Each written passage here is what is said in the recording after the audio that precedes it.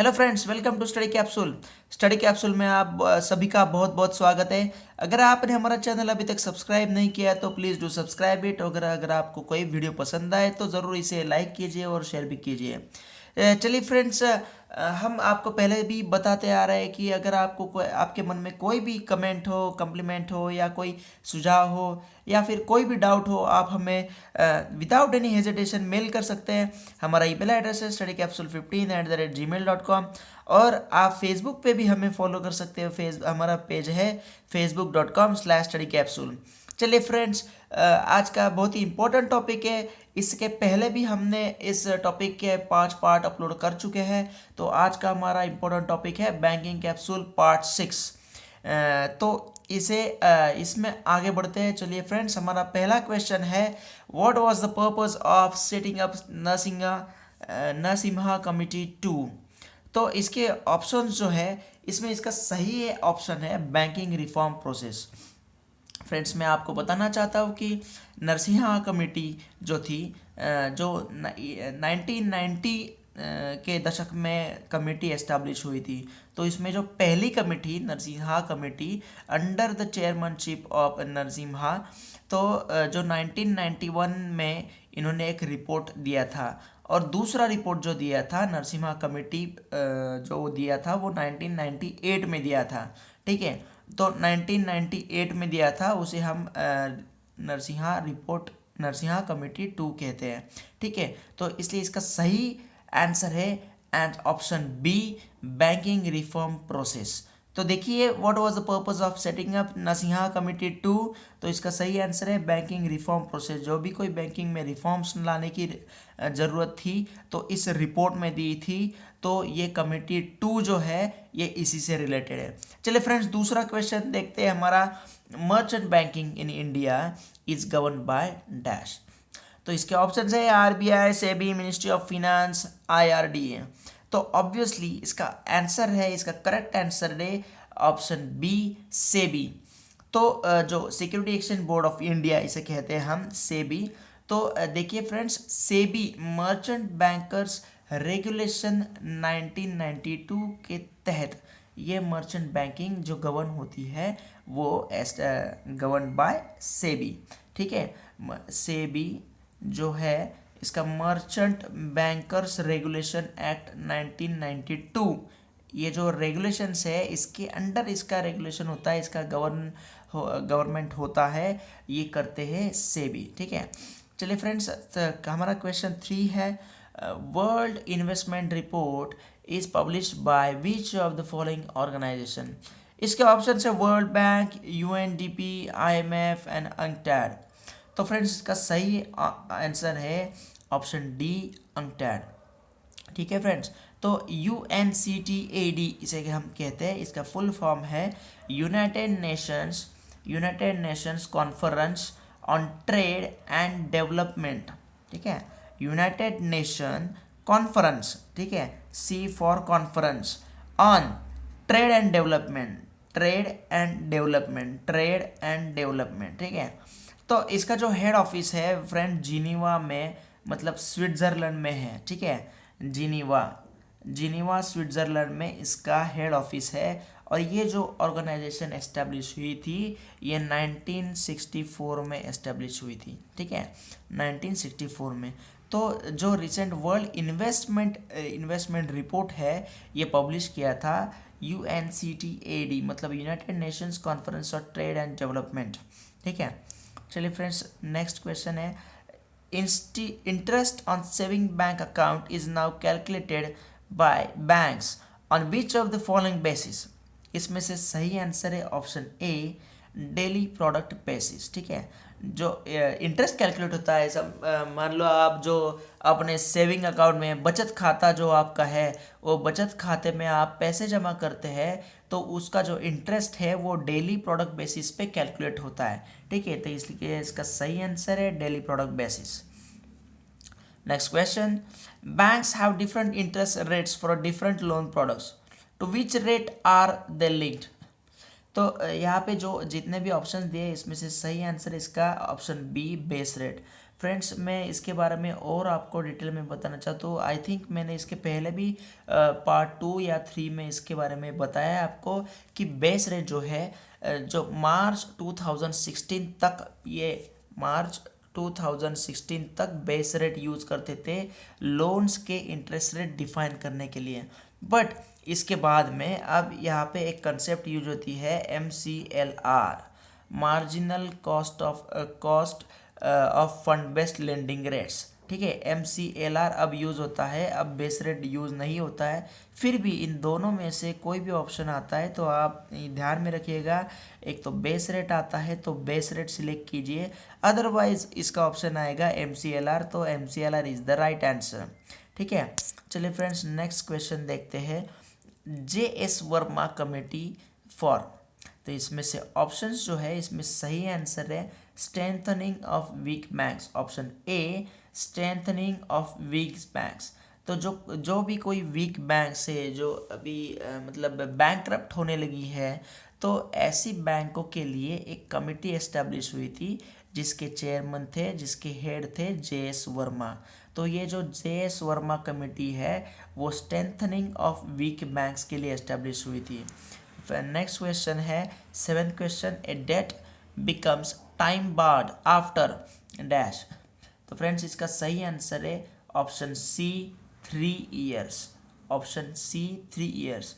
मतलब जो भी कोई कर्जा है, लोन है, वो टाइम बार्ड हो जाता है आफ्टर 3 ईयर्स। ठीक है, मगर इसका मतलब है 3 महीने के बाद वो NPA हो जाता है, फिर भी उसमें कोई भी ट्रांजैक्शन नहीं है, कुछ भी नहीं है, उसका कोई रिजल्ट भी नहीं निकला है, तो ये टाइम बार्ड हो जाता है आफ्टर 3 ईयर्स। हमारा 8th क्वेश्चन है, first bank in India to launch its interactive banking service through dish TV is dash. इसके ऑप्शन है HSBC, Axis bank, HDFC bank, ICICI bank. Friends मैं इसका सही आंसर बताता हूँ, इसका आंसर है option D ICICI bank. But actually this is very old question, क्योंकि ये जो सर्विस है इंटरैक्टिव बैंकिंग सर्विस, ये बहुत पुरानी है। पुरानी मतलब 2008 में इसे लॉन्च किया गया था ICICI बैंक ने विथ द कंट्रीब्यूशन ऑफ और with the type with dish TV. जो डिश टीवी है इसके साथ टाइप हुआ था ICICI बैंक का। ठीक है, तो इन दोनों के कंट्रीब्यूशन में, इनके दोनों के कोलैबोरेशन में ये सर्विस लॉन्च की गई थी, इंटरैक्टिव बैंकिंग सर्विस। इस सर्विस को कहते हैं ICICI एक्टिव।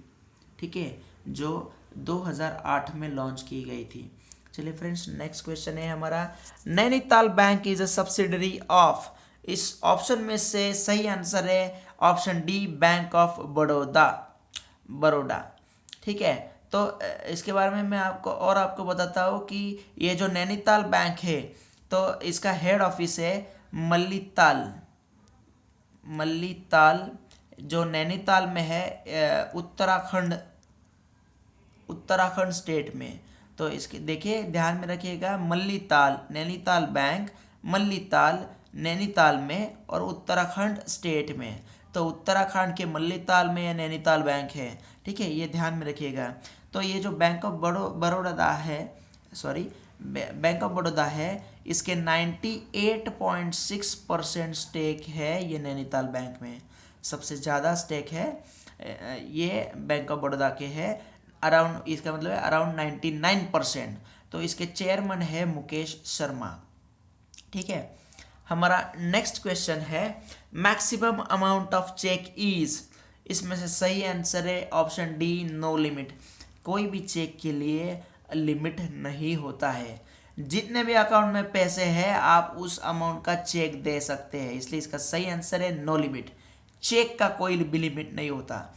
ठीक है, नेक्स्ट क्वेश्चन है 11th question, which of the following is not an example of electronic funds transfer. Friends इसका सही आंसर है ऑप्शन सी MICR, क्योंकि MICR का मतलब है मैग्नेटिक इंक कैरेक्टर रिकॉग्निशन। ठीक है, मैग्नेटिक इंक कैरेक्टर रिकॉग्निशन ये एक टेक्निक है, ये एक प्रोसेस है और ये टेक्नोलॉजी है। ये फंड ट्रांसफर का एक कोई भी टाइप नहीं है। तो इसमें से RTGS मतलब real time gross settlement, EFT मतलब इलेक्ट्रॉनिक फंड ट्रांसफ़र, और ECS मतलब इलेक्ट्रॉनिक क्लियरिंग सर्विस, ठीक है, या फिर इलेक्ट्रॉनिक क्लियरिंग सिस्टम। तो इसमें से जो MICR है ये टेक्निक है, ये टेक्नोलॉजी है चेक क्लियरिंग की, जो अपने चेक के ऊपर एक इंक होती है, जो कोड रहता है, जो कोई भी हमारा चेक नंबर रहता है वो MICR इंक से प्रिंट किया हुआ रहता है। इसके हेल्प से ये क्लियरिंग सिस्टम में चेक पास हो जाते हैं, ठीक है। तो MICR इज़ अ टेक्नोलॉजी, इसलिए ये फंड ट्रांसफ़र का कोई भी टाइप नहीं है। नेक्स्ट क्वेश्चन देखते हैं, हमारा 12th question, which of the following is not a direct tax. Friends इसका सही आंसर है ऑप्शन डी, सर्विस टैक्स। अब सर्विस टैक्स की एक डेफिनेशन है, देखिए दोस्तों, a tax such as income tax which is levied on the income or profits or property of the person who pays it rather than goods or services, ठीक है, इसे हम कहते हैं डायरेक्ट टैक्स। तो इसमें से ये सर्विस टैक्स है, ये डायरेक्ट नहीं है, इनडायरेक्ट टैक्स है। कोई भी आदमी के, कोई भी इंसान के इनकम के ऊपर ये टैक्स नहीं होता है। सर्विस टैक्स हर किसी को लगता है, कोई गरीब हो, कोई रिच हो, कोई पुअर हो, कोई रिच हो, सभी को ये सर्विस टैक्स लगता है, क्योंकि ये जहाँ पे भी कोई भी पॉस मतलब कोई भी पॉइंट ऑफ सेल के टाइम पे या फिर कोई भी सर्विस ले रहे हैं तो इसे सर्विस टैक्स कहते हैं, ठीक है। तो नेक्स्ट क्वेश्चन है हमारा, for which reasons RBI has decided to undertake mid quarter policy reviews. 1 to realign its policies, 2 to take steps and ensure smooth flow of credit, 3rd to provide guidance to the economy. तो इसका सही answer है friends option D, all 1, 2 and 3। ये तीनों भी ऊपर के options है, ये तीनों के लिए RBI ने डिसाइड किया है कि मिड क्वार्टर पॉलिसी रिव्यू करना चाहिए। फ्रेंड्स हमारा 14th क्वेश्चन है, what is the maximum ceiling on foreign direct investment FDI for investment in the equity of public sector banks in India.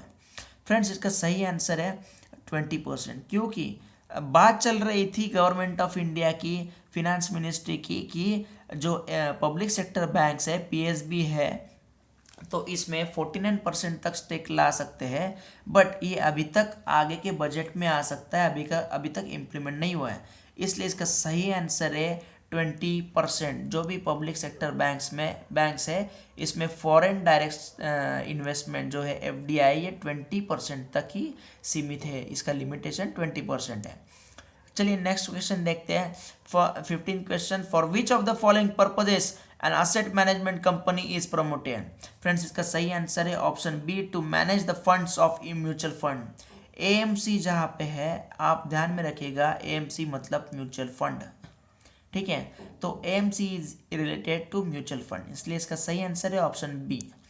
Friends 16th question है, bank draft is a dash. इसका सही answer है friends option B, cheque which a bank draws itself. Bank draft ये भी एक type का negotiable instrument है, मतलब एक we can call it as a type of cheque, ठीक है, call it as a type of cheque, but the difference is कोई भी एक चेक होता है वो बाउंस हो सकता है, बट DD मतलब डिमांड ड्राफ्ट ये कभी बाउंस नहीं हो सकता, क्योंकि ऑलरेडी डिमांड ड्राफ्ट इशू करते वक्त इसमें पैसा ऑलरेडी ट्रांसफ़र किया रहता है, इसलिए demand draft can not be bounce, but cheque bounce हो सकता है, क्योंकि इसमें बहुत सारे रीजंस होते हैं। एक तो पैसे नहीं होते हैं, फंड्स इनसफिशिएंट कहते हैं, या फिर सिग्नेचर मिसमैच होती है, या फिर कोई अदर रीजंस हो सकता है, टेक्निकल रीजन भी हो सकता है, but bank demand draft can not be bounce. इसलिए bank draft is a cheque which a bank draws itself, okay, इसलिए इसका ऑप्शन आंसर है ऑप्शन बी। नेक्स्ट क्वेश्चन है, which bank has launched a chatbot service called OnChat to allow users to make payments through Facebook Messenger। Facebook आप ध्यान में रखिएगा, Facebook, ठीक है, FB, तो इसका सही आंसर है ऑप्शन सी, HDFC बैंक, ठीक है, HDFC, Facebook HDFC। तो OnChat ये जो सर्विस है ये फेसबुक मैसेंजर से यूज़ की जाती है टू मेक अप पेमेंट्स, ठीक है। तो इसलिए इसका सही आंसर है HDFC बैंक। HDFC बैंक ने ये ऑन चैट सर्विस को चालू किया था। ठीक है, नेक्स्ट क्वेश्चन है 18 question. Which bank has been appointed by PFRDA as the trustee bank for national pension system NPS। जो NPS है इसमें एक ट्रस्टी बैंक होती है। ठीक है, मतलब जो भी कोई पैसा, जो भी कोई फंड इकट्ठा हुआ है वो फंड की रिस्पॉन्सिबिलिटी ये ट्रस्टी बैंक के पास होती है, जो कि एक्सिस बैंक है। इसलिए इसका सही आंसर है ए, एक्सिस बैंक। ठीक है, NPS सिस्टम का ट्रस्टी बैंक है एक्सिस बैंक। चलिए फ्रेंड्स, नेक्स्ट क्वेश्चन देखते हैं।